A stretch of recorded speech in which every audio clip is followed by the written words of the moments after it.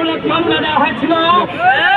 গতকাল মহামান্য রাষ্ট্রপতির সাথে আমাদের সংলাপ ছিল। আমরা সেই সংলাপে তার প্রতি আহ্বান জানিয়েছি 18 সালে এবং 24 সালে কোন সংস্কার আন্দোলনকে কেন্দ্র করে যে মামলা দেওয়া হয়েছে মামলা প্রত্যাহার করতে হবে। আমরা গতকাল আলটিমেটাম দিয়েছিলাম 24 ঘন্টার মধ্যে নূর, আমির খসরু মাহমুদ সহ সকল জাতীয় নেতৃবৃন্দ এবং শিক্ষার্থীদেরকে জামিন দিতে হবে। আজকে আন্দোলনের চাপে কোন অভ্যুত্থানের ভয়ে এদের সকলকে মুক্ত করে দেওয়া হয়েছে। বাংলাদেশের জনগণের উদ্দেশ্যে বলতে চাই যে জাগরণ আপনারা সৃষ্টি করেছেন, বাংলাদেশের মাটিতে আর কোন শাসক যাতে শেখ হাসিনা হওয়ার কল্পনা না করতে পারে।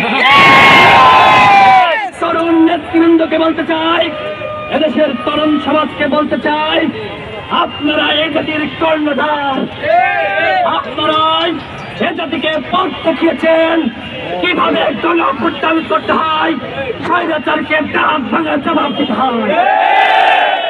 বিশ্ববিদ্যালয়ে আমাদের জন্ম, নুরুল হক নূর এই বিশ্ববিদ্যালয় থেকে ডাক্তার হিসেবে নির্বাচিত হয়েছে, অথচ ওই কুলাঙ্গার সাদ্দাম ওই আনন্দা নুরুল হক নূরকে বারবার হত্যার চেষ্টা করেছে।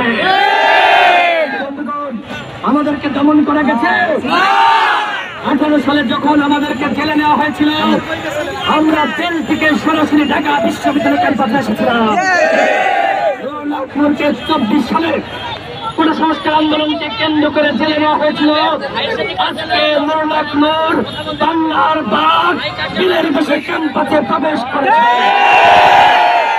যারা বলে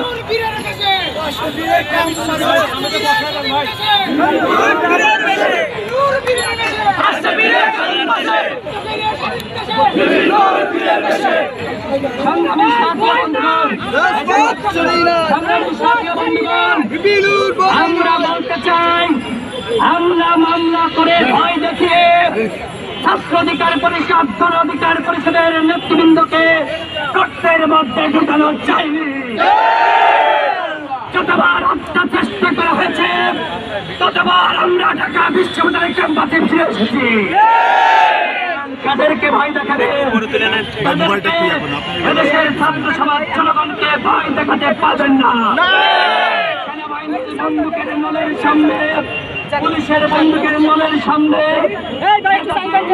বুক থেকে দিয়ে মৃত্যুকে অলিঙ্গন করতে শেখে, সেই জাতিকে কেউ পরাজিত করতে পারবে না। সকলকে বলতে চাই, আমাদেরকে এখন জাতীয় ঐক্য এবং সংহতি সৃষ্টি করতে হবে। বিদ্বেষের রাজনীতিকে পরিহার করতে হবে। ঢাকা বিশ্ববিদ্যালয় ক্যাম্পাস থেকে আমাদেরকে প্রতিজ্ঞাবদ্ধ হতে হবে, আগামীর বাংলাদেশ হবে জনগণের বাংলাদেশ।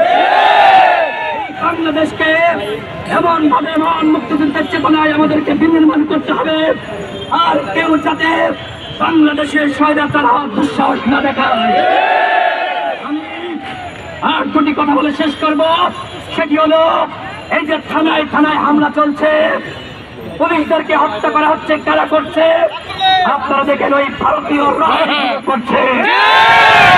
দেশের জনগণকে বলবো, এদেশের পুলিশের আমাদের ভাই, তাদের জান মালের নিরাপত্তা দেওয়া, থানার নিরাপত্তা দেওয়া আমাদের দায়িত্ব।